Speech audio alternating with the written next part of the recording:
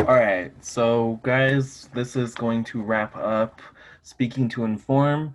We're going to go over these last couple of guidelines fairly quickly. I'm going to put a discussion post for you guys, and then the next video is going to show you how to navigate and how to move around and figure out where and what topic you might want to be interested in, how to research it. I'm going to show you guys all of that through the library's database, okay?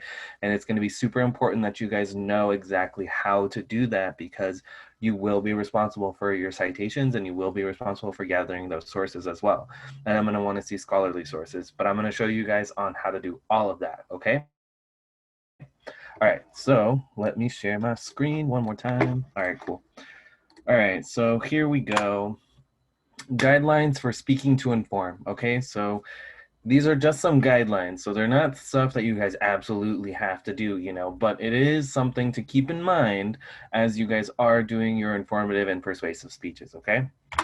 So first and foremost, guidelines for speaking to inform allow you as the speaker to find ways to relate the information to your audience in creative and comprehensive ways, right? So like, what does that mean? That means that if you guys pick a boring topic, it's gonna be boring, right? Because if you're bored with it, we're bored with it. Why would we want to hear a boring ass topic, right? That'll make no sense. So make sure that when you're picking a topic, make sure that you're actually interested in it, right? Make sure you're interested in it. There's guidelines for it as well. Like, it has to be relevant within the last 5 years. That has to be a must. But also to keep that in mind. Like, these guidelines are going to help you figure out how to deliver your informative speeches that might be in a scientific way, but at least it's in a creative way, okay? So first and foremost, never overestimate your audience, okay? Never overestimate them. Do not assume that your audience knows exactly what you're talking about, because they probably don't. Remember, you're speaking to inform us. You're now the expert, right?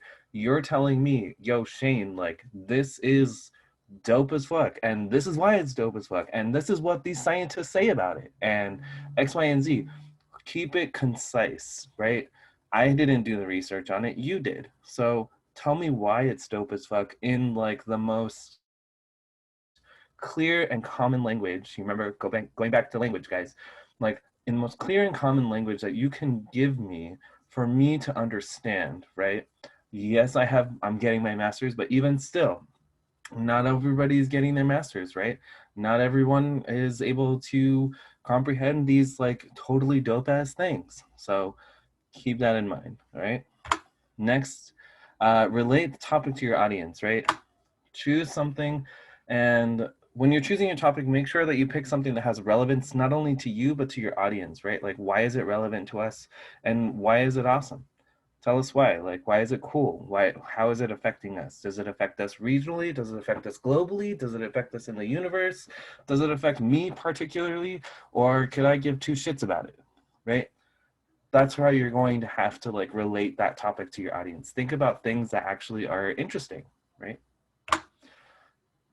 Do not be too technical, right?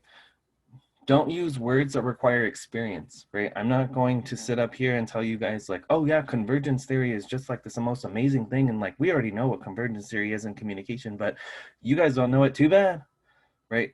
Don't use don't use words and concepts and abstract things that your audience is not going to really know if they haven't experienced it, or if you're going to have to explain like what that even means in like that particular scenario.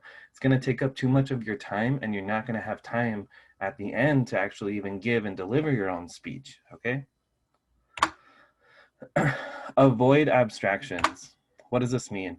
Keep it simple, guys, right? Don't give me abstract thoughts. Don't give me these like crazy, like not extemporaneous. What is it?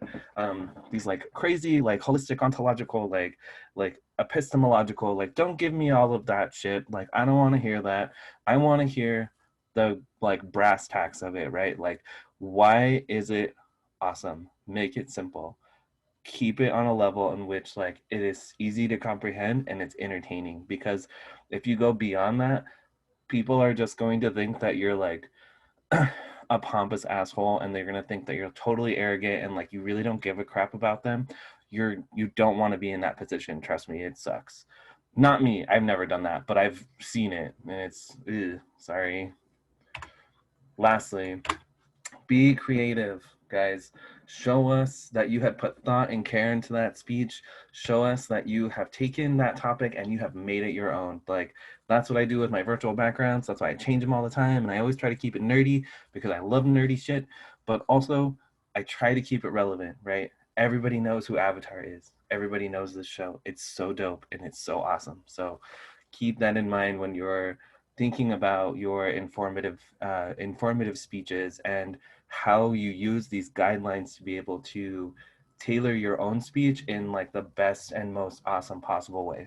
Okay, so as I said before, we are only going to have a discussion post on this video, and then I'm going to show you guys how to do your own research and go through the library's database. I'm going to show you in class as well because it's kind of like a little bit difficult sometimes, but I provided you guys some links, so don't worry about it. I got you. But other than that, that's going to be the last video for Speaking to Inform, and then we're going to go on to our library like database video, and then that's it. We're done. So I'll see you guys in the next video. Bye.